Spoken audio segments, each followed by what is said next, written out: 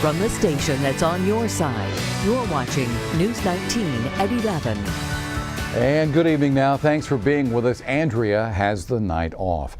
Well, downtown Columbia could soon see some big changes. First, an announcement is expected tomorrow at noon regarding the property on Bull Street, where the old Department of Mental Health campus currently stands. Second, a developer has the zoning approval to build a federal halfway house a few blocks away from the Bull Street property. News 19 Stephen Dial has been covering both stories for us tonight. He's joining us now with more.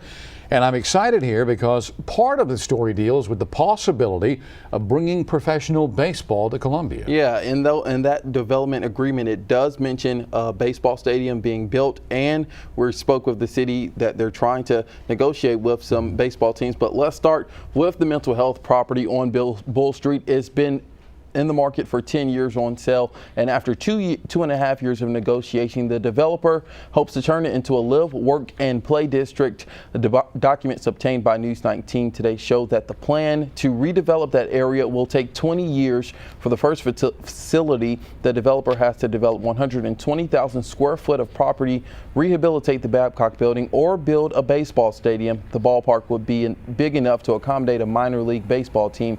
City leaders say Columbia is one of the best markets in the Southeast that doesn't have a minor league team, and a stadium would be $20 million investment for the city. Columbia Mayor Steve Benjamin tells me tonight that the city has been talking with minor league teams about coming here, but he would not discuss which one just yet.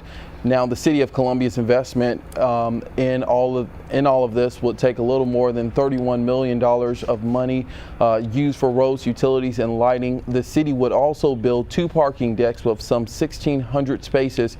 There will be no tax breaks for the developer. In regards to the historic preservation, the agreement will protect several historic buildings, including the Babcock building. Mayor Benjamin will release more details on all of this tomorrow at a noon press conference. Now, right around the corner, a zoning approval has most neighbors and business owners upset. 2 weeks ago, a Florida developer received approval to build a federal halfway house for nonviolent offenders. It sits less than 5 feet from the capital city printing, and they say no one even alerted them about the potential news to their no one even alerted them about their potential new neighbors. We were concerned immediately because we've had numerous problems down here on Calhoun Street with the homeless and with various things that have gone on with the Christ Center that opened, with Transitions, which is right down the street. Paul and Pauline Cormier have owned Capital City Printing for several years and say the homeless problem has brought crime to Calhoun Street. Now they're dealing with the fact that their new neighbors may be convicted felons. Here we go again. You know, we get homeless people walking the street and we get felons next door to us. You know, it's not going to help our business, that's for sure. The Florida developer received special zoning approval to build a 46-bed re-entry center that's run by the U.S. Department of Justice. The dormitory-style building will house only nonviolent offenders.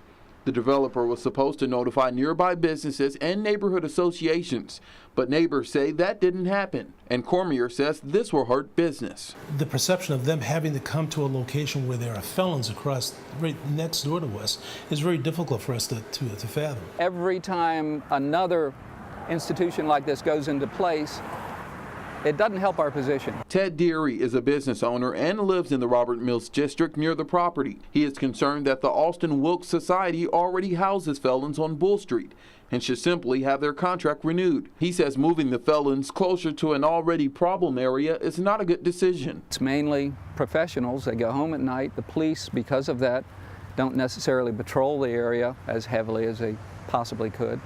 And we have a lot of small problems that are stemming from homeless shelters. We don't want to add to it.